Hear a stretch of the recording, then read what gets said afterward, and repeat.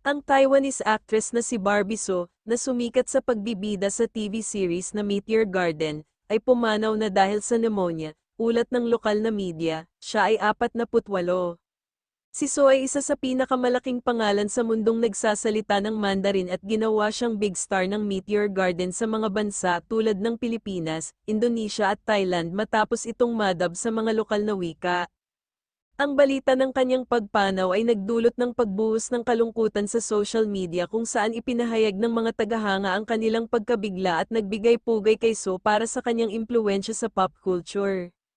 Kinumpirma ng kanyang kapatid na si Diso ang kanyang pagpanaw sa TVBS News ng Taiwan noong Lunes, matapos umikot ang mga alingawngaw ng kanyang pagkamatay noong nakaraang araw. Nagkasakit daw siya habang nagbabakasyon sa Japan.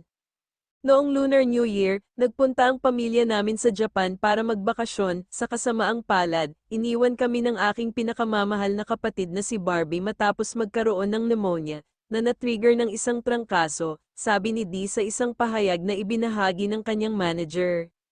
Nagsimula si HSU sa show business noong 17 bilang bahagi ng isang pop duo kasama ang kanyang kapatid na si Dee. Sila ay naging mga TV host, na kilala sa kanilang animated na estilo at pagpapatawa.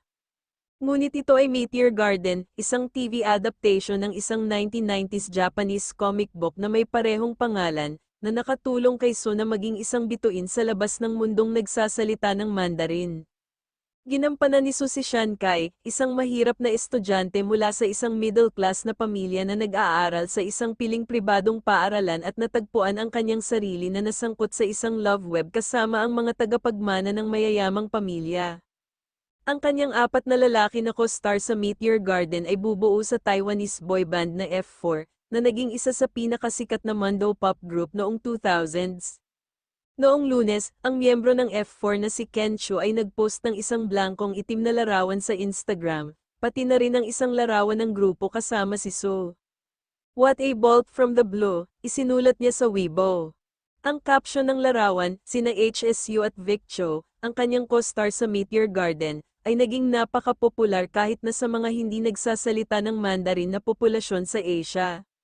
Naakit ng Meteor Garden ang mga madlang Asyano bago ang video streaming. Sa Pilipinas lang, 8 beses na ipinalabas ng isang local broadcaster ang buong serye para matugunan ang demand ng fan. Ang mga bootleg CD na kopya ng serye ay ibinenta din sa mga stall sa gilid ng kalsada.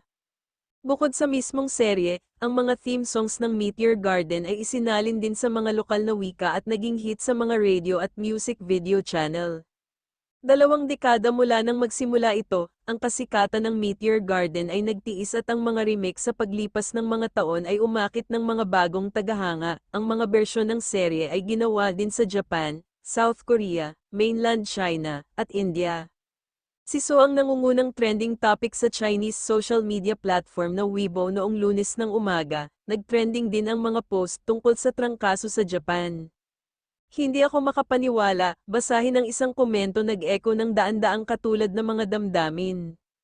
"Siya ay 48 taong gulang lamang, ito ay masyadong biglaan," basahin ang isa pang komento sa Weibo. "Ito ay medyo mahirap tanggapin." Si So ay may kasaysayan ng epilepsy at sakit sa puso at na-hospital sa mga nakaraang okasyon dahil sa mga seizure. Iniwan niya ang 2 anak sa kanyang dating asawa, ang negosyanteng Chinese na si Wang Xiaofei, kung saan nagkaroon siya ng matinding paghihiwalay noong 2021, pagkatapos ng 10 taon na magkasama. Pinakasalan niya ang kanyang kasalukuyang asawa, ang music hero ng South Korea na si DJ Ko, noong 2022. Nagde-date sila noong 1990s. Rest in peace Sanjay, you will be missed.